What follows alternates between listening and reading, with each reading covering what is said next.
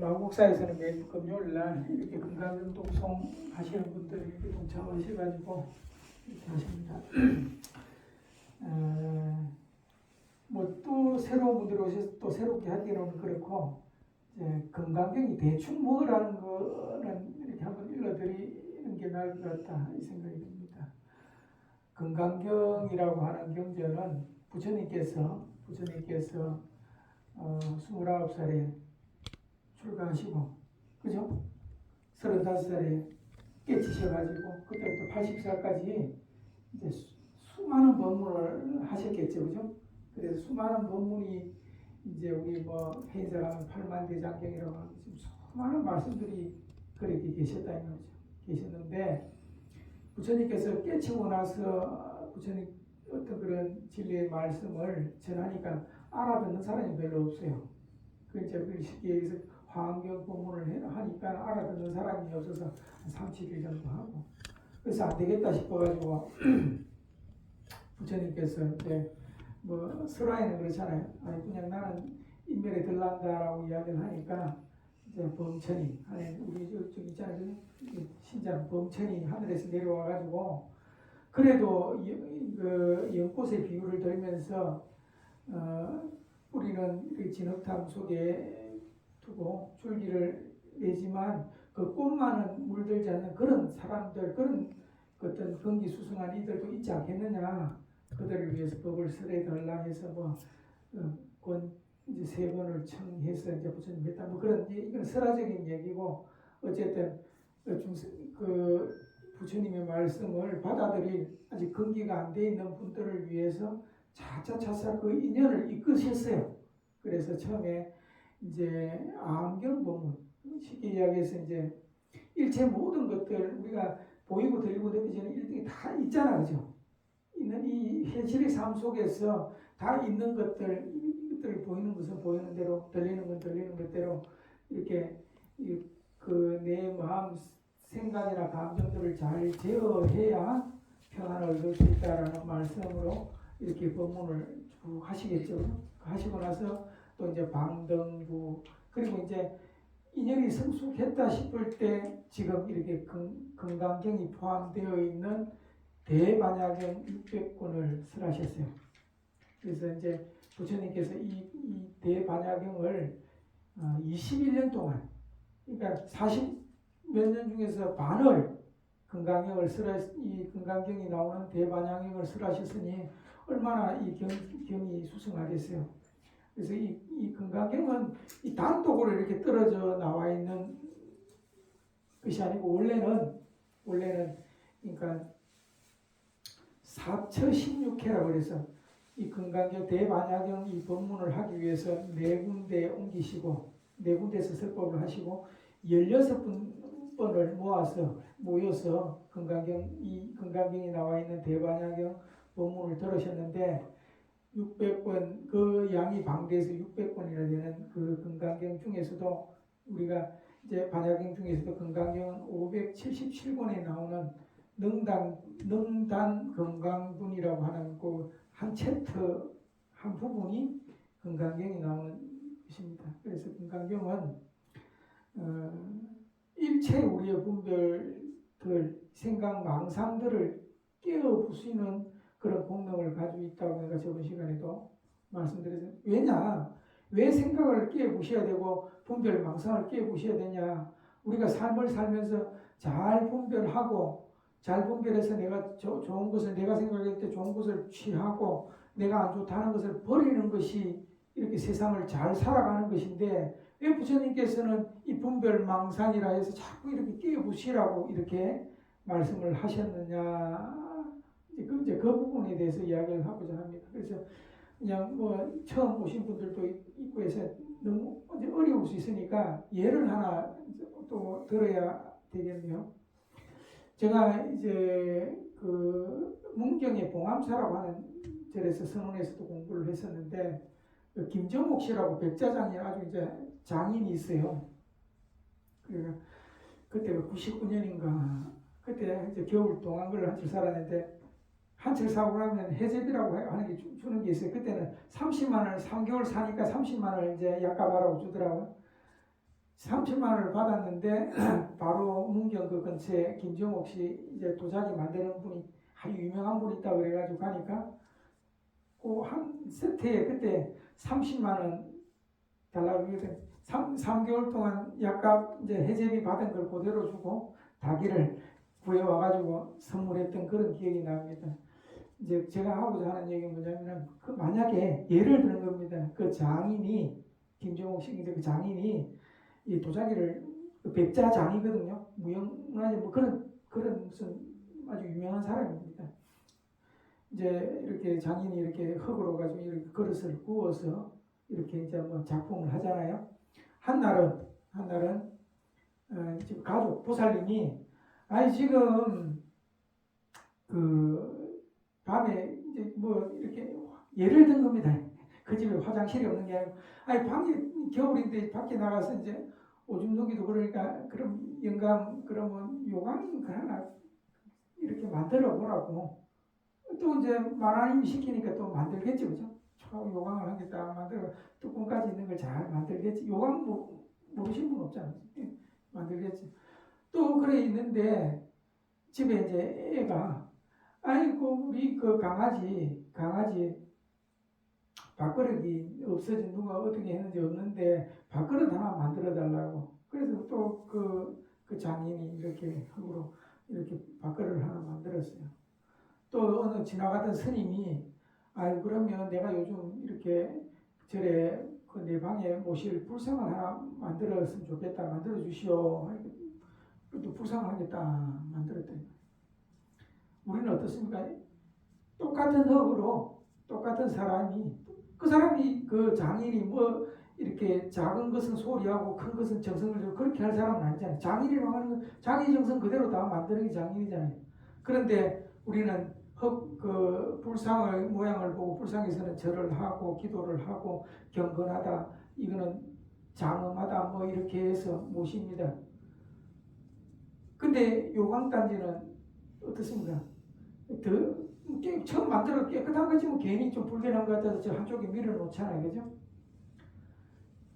그거 마찬가지로 또 뭐 밖에 밖으로 뭐 그쪽 천대받겠지. 여러분들 차 좋아하세요? 차? 말차 드셔보셨어요? 말차라고 해서 가루를 이렇게 풀어가지고 이렇게 젖어서 곁발에서 먹는 게 있는데 말차를 담는 그릇을 다완이라고 그러기도 하고 자완이라고도 합니다. 그 자완이 일본에서 국보 자완이 있는데 이도 다완이래. 이도란 말이 이렇게 그 우물 닮았다고 해서 인도 뭐 일본 말로 이도가 뭐 그래서 정오다완이라고 하는데 지금 일본에서 있는 그 이도 다완이 국보인데 그게 한국에서 가져간 거예요. 한국에서 가져갔는데 이 국보로 자기들 그 사람들이 진심이잖아요. 도자기의 진심인데 그게 어디서 이렇게 막 가져갔냐 그 이름 그대로 막사발이라 막사발. 그게 자완 그러니까 말차를 타기 위해서 만든 게 아니고 말 그대로 막사발 이렇게 그냥 편의에 의해서 이렇게 만들어 가지고 이렇게 뭐 물도 뜨고 막 했겠죠. 하다가 나중에는 뭐 또 개 밥그릇 없으면 개 밥그릇도 했겠죠. 그 밖에 그래서 밖에 있는 거 이렇게 막 해놓은 걸 이렇게 굴러다니는 걸 주워 와가지고 제가 국보를 한 거란 말이에요. 제가 왜 이렇게 이야기를 하느냐면은 우리의 중생들의 분별은 어떤 모양을 따르고 이름을 따라서 이건 좋다, 이건 가치가 있다, 이건 가치가 없다. 항상 분별을 통해서 뭔가 이렇게 행복을 구하고자 합니다.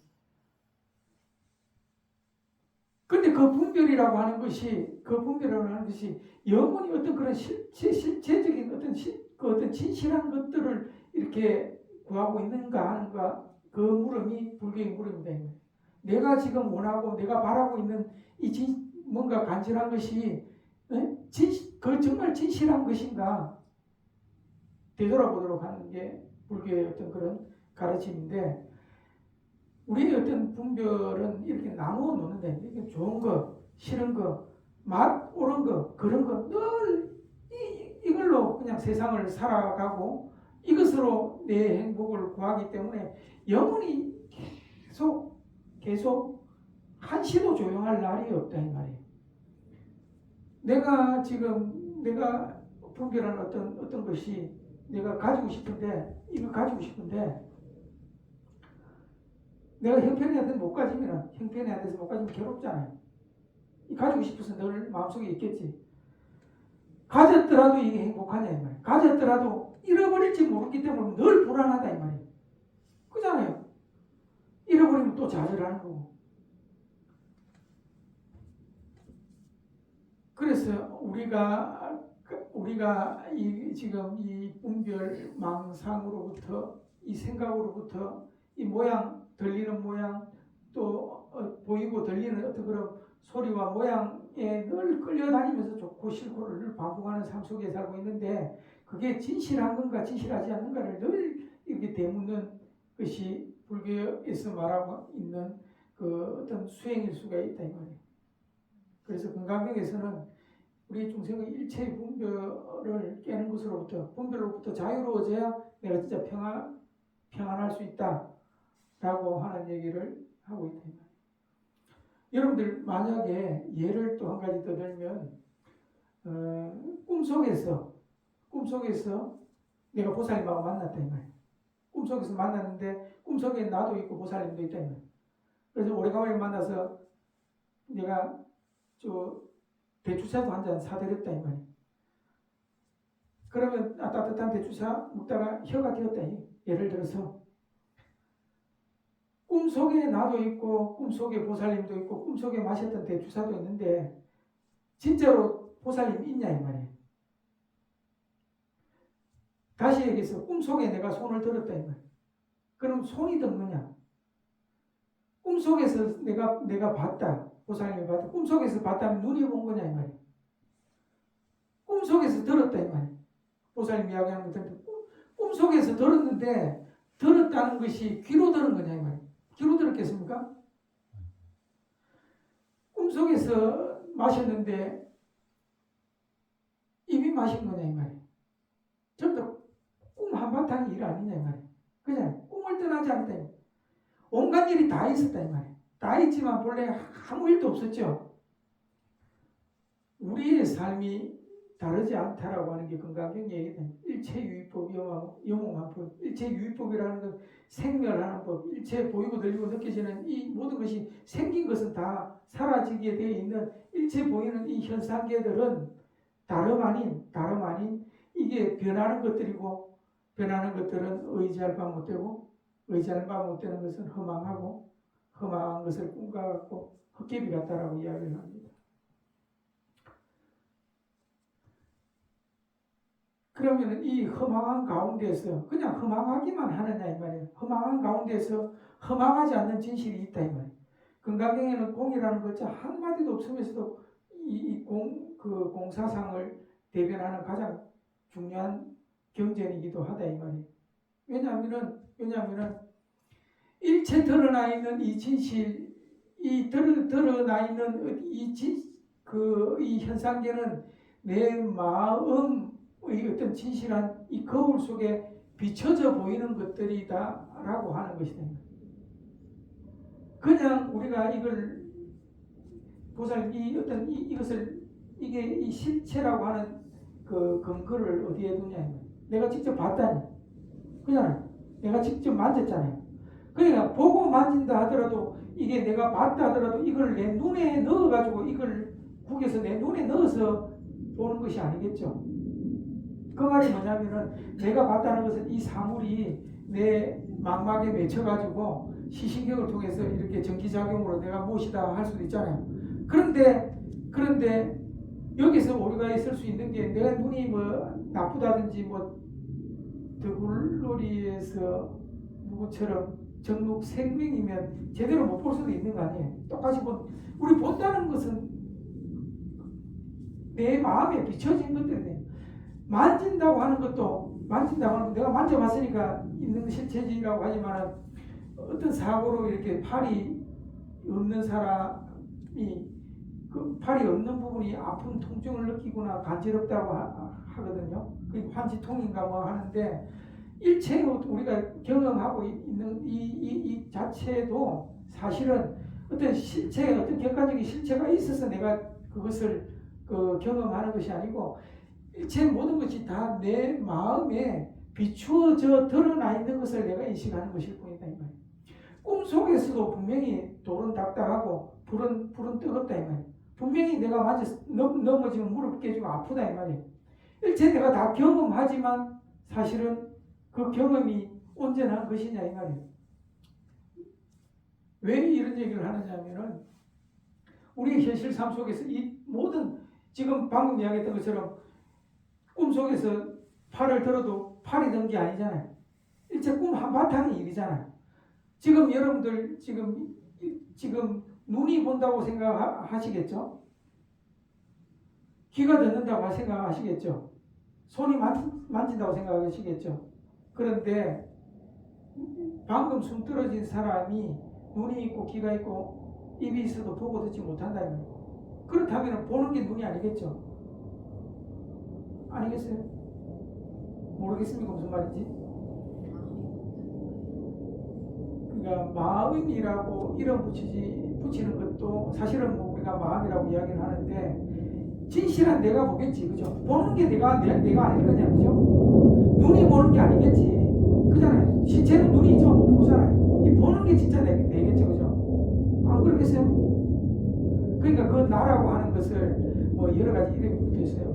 여기서는 뭐 본성이라고도 하고 뭐 본래 면목이라고도 하고 뭐 진여라고도 하고 여러 이름 마음이라고도 하고 한마음이라고도 하고 여러 이름이 있어요. 그 이름이 사실 중요한 게 아니고 진실한 나를 찾고자 하는데 내가 뭔가 돌아볼 수 있고 내가 뭔가 이렇게 찾아가는 공부가 진실한 불교 공부고 건강교 공부인데 우리는 내가 눈이 있어서 보기 때문에 눈이 본다고 생각하고 귀가 듣는다고 생각하지만 눈이 보는 게 아니고 진실한 이게 볼 거 아니에요.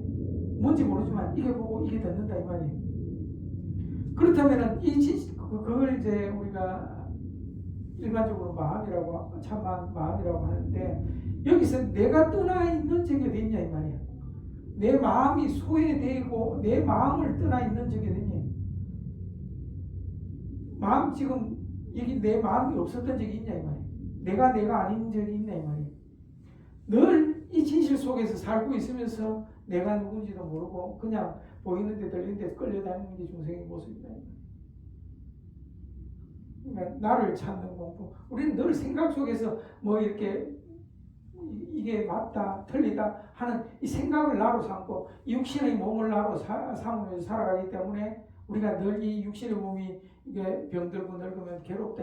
이거 나로 알고 있기 때문에.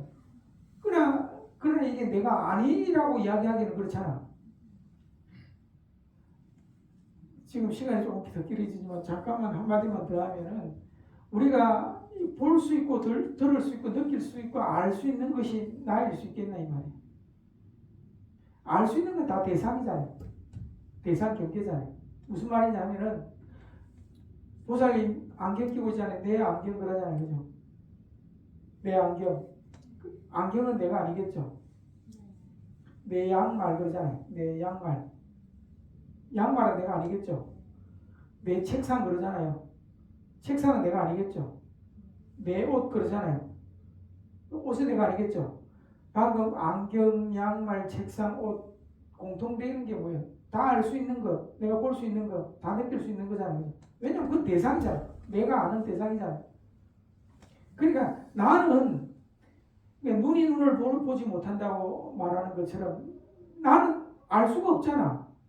아는 그놈이지 알 수가 있는 게 아니잖아. 아는 건 다 대상이잖아. 이렇게 보이는 거, 들리는 거죠. 그렇다면 보살님 이게 뭐예요? 방금 내 시계 뭐 안경 하듯이 내 몸이 이렇게 하잖아요. 그럼 이게 내겠냐고 알 수 있는데 오늘 희한한 말 듣고 가지고 우리는 이 생각 감정이 나라고 생각하고 이 육신의 몸이 나라고 생각하면서 그냥 너무도 당연하게 생각하고 살아가고 있는데 진실한 내가 뭔가 찾는 이 공부가 바로 건강경이다 라고 하시면 됩니다. 그래서 뭐 깊은 얘기는 좀 그렇고 그래서 건강경 이렇게 한자 열심히 독송하고 또 하다 보면 그 시적 인연이 있어서 또 건강경 법문을 듣게 되고 하면 내 마음이 좀 밝아지고 또 그런 인연으로 지시라 나를 찾아가는 그런 인연이 있을 거라 생각합니다. 간단하게 이렇게 여러 질문만 던지고 이렇게 마치겠습니다. 예, 감사합니다.